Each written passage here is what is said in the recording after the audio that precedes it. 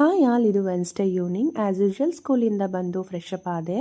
ಯಾಕೋ ಇವತ್ತು lemon tea ಮಾಡ್ಕೊಂಡು ಕುಡಿಯೋಣ ಅನ್ನಿಸ್ತು. ಹಾಗಾಗಿ ಲೆಮನ್ ಟೀ ಮಾಡಲಿಕ್ಕೆ ಅಂತ ಒಂದು ಪಾತ್ರೆಗೆ ನೀರು, ಟೀ ಪೌಡರು, ಸಕ್ಕರೆ ಇಷ್ಟನ್ನು ಹಾಕಿ ಸ್ಟವ್ ಮೇಲಿಟ್ಟೆ. ಈ ಕಡೆ ಪುದೀನ ಎಲೆಗಳನ್ನೆಲ್ಲ ಬಿಡಿಸ್ಕೊಂಡು ಒಂದು 10ರಿಂದ 15 ಪುದೀನ ಎಲೆಯಷ್ಟು ಆ ನೀರೊಳಗಡೆಗೆ ಹಾಕಿ ಚೆನ್ನಾಗಿ ಕುದಿಸ್ಕೊಳ್ಳೋಣ ಅಂತ ಹೇಳಿಬಿಟ್ಟು ಕುದಿಯೋಕೆ ಇಟ್ಬಿಟ್ಟು, ಈ ಕಡೆ ಲೆಮನ್ನು ಕೂಡ ಸ್ಕ್ವೀಸ್ ಮಾಡಿಕೊಂಡು ಕಟ್ ಮಾಡ್ಕೊಂಡು ಸೈಡ್ಗೆ ಎತ್ತಿಟ್ಕೊಂಡೆ. ಹಾಗೆ ಇವತ್ತು ನೈಟ್ ಡಿನ್ನರ್ಗೆ ಏನಾದರೂ ಅಡುಗೆಗೂ ರೆಡಿ ಮಾಡ್ಕೊಂಬಿಡೋಣ ಅಂತ ಹೇಳಿ ಅಂದ್ಕೊಂಡೆ. ಬಟ್ ಯಾಕೋ ಇವತ್ತು ರೈಸ್ ಐಟಮ್ನ ತಿನ್ನೋಕ್ಕೆ ಮನಸ್ಸಿರಲಿಲ್ಲ. ಅದಕ್ಕೆ ರೊಟ್ಟಿ ಮಾಡಿಕೊಂಡು ನವಿಲುಕೋಸು ಪಲ್ಯ ಮಾಡ್ಕೊಳ್ಳೋಣ ಅಂತ ಪ್ಲ್ಯಾನ್ ಮಾಡಿ ಎಲ್ಲ ತರಕಾರಿಗಳು, ನವಿಲುಕೋಸು ಮತ್ತು ಮಸಾಲೆಗೆ ಏನೇನು ಬೇಕೋ ಅದಷ್ಟನ್ನು ಹಚ್ಕೊಂಡು ಎತ್ತಿಟ್ಕೊಬಿಡೋಣ, ಟೀ ಕೂಡ ರೆಡಿ ಆಗೋ ಅಷ್ಟರೊಳಗೆ ಅಂಥೇಳಿ ಅದನ್ನೆಲ್ಲ ಕ್ಲೀನಾಗಿ ಹಚ್ಕೊಂಡು ಒಂದು ಸೈಡಿಗೆ ಎತ್ತಿಟ್ಕೊಂಡೆ. ಅಷ್ಟೊತ್ತಿಗೆ ಈ ಟೀ ಕೂಡ ರೆಡಿ ಆಯಿತು. ಕೆಳಗಡೆ ಇಳಿಸ್ಕೊಂಡು ಅದಕ್ಕೆ ಲೆಮನ್ನ ಸ್ಕ್ವೀಸ್ ಮಾಡಿಕೊಂಡು ಕಪ್ಗೆ ಸರ್ವ್ ಮಾಡಿಕೊಂಡು ಒಂದು 10 ನಿಮಿಷ ಕುಡಿತಾ ರಿಲ್ಯಾಕ್ಸ್ ಆದೆ. ಅಷ್ಟೊತ್ತಿಗೆ ಆಲ್ರೆಡಿ ಒಂದು 7-7:30 ಆಯಿತು.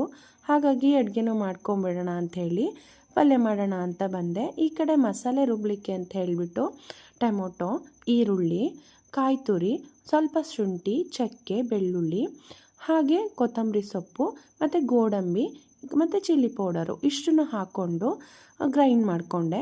ಮತ್ತು ಈ ಕಡೆ ಕುಕ್ಕರ್ಗೆ ಎಣ್ಣೆ, ಸಾಸಿವೆ, ಈರುಳ್ಳಿ ಮತ್ತು ಹಚ್ಕೊಂಡಿರುವಂತಹ 1-2 ಟೊಮೊಟೊ ಇಷ್ಟನ್ನು ಹಾಕ್ಕೊಂಡು ಮಿಕ್ಸ್ ಮಾಡಿಕೊಂಡು ಒಂದು 2 ಮಿನಿಟ್ಸ್ ಆದಮೇಲೆ ಅದಕ್ಕೆ ನವಿಲುಕೋಸನ್ನ ಹಾಕಿ ಮಿಕ್ಸ್ ಮಾಡಿಕೊಂಡು ಸ್ವಲ್ಪ ಉಪ್ಪು, ಅರಿಶಿನ ಪುಡಿ ಹಾಕಿ ಮಿಕ್ಸ್ ಮಾಡಿಕೊಂಡ್ರೆ ನೆಕ್ಸ್ಟ್ ಒಂದು 2 ಮಿನಿಟ್ಸ್ ಬಿಟ್ಟು ಅದಕ್ಕೆ ರುಬ್ಕೊಂಡಿರುವಂತಹ ಮಸಾಲೆನ ಹಾಕಿ ಎಷ್ಟು ನೀರು ಬೇಕೋ ಅಷ್ಟನ್ನು ಹಾಕ್ಕೊಂಡು ಕುಕ್ಕರ್ ಮುಚ್ಚಳ ಮುಚ್ಚಿ 2 ವಿಷಲ್ ಕೂಗಿಸ್ಕೊಂಡ್ರೆ ಪಲ್ಯ ಕೂಡ ರೆಡಿ ಆಗುತ್ತೆ. ಮತ್ತು ಈ ಕಡೆ ರೊಟ್ಟಿನ ರೆಡಿ ಮಾಡ್ಕೊಂಬಿಡೋಣ ಅಂಥೇಳಿ ಒಂದು ಪಾತ್ರೆಗೆ ನೀರು, ಉಪ್ಪು, ಎಣ್ಣೆ ಇಷ್ಟನ್ನು ಹಾಕಿ ಕುದಿಲಿಕ್ಕೆ ಬಿಟ್ಟೆ.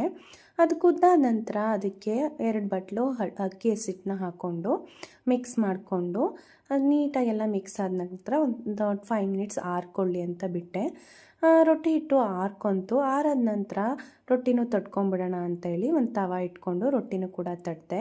ಯೂಶ್ವಲಿ ನಾನು ರೊಟ್ಟಿನ ಪೇಪರ್ ಮೇಲೆಲ್ಲ ಹಾಕೋಕ್ಕೋಗಲ್ಲ, ಹಾಗೆಯೇ ಸ್ಲ್ಯಾಬ್ ಮೇಲೆ ಅಥವಾ ಯಾವುದಾದ್ರೂ ಮಣೆ ಮೇಲೆ ಹಿಟ್ಟನ್ನು ಉದುರಿಸ್ಕೊಂಡು ಅದನ್ನು ರೊಟ್ಟಿನ ತಟ್ಕೊತೀನಿ. ಯೂಶ್ವಲಿ ಹಳ್ಳಿ ಕಡೆ ಎಲ್ಲ ಹೇಗೆ ರೊಟ್ಟಿ ಮಾಡ್ತಾರೆ ಅದೇ ರೀತಿ ರೊಟ್ಟಿ ಮಾಡ್ತೀನಿ.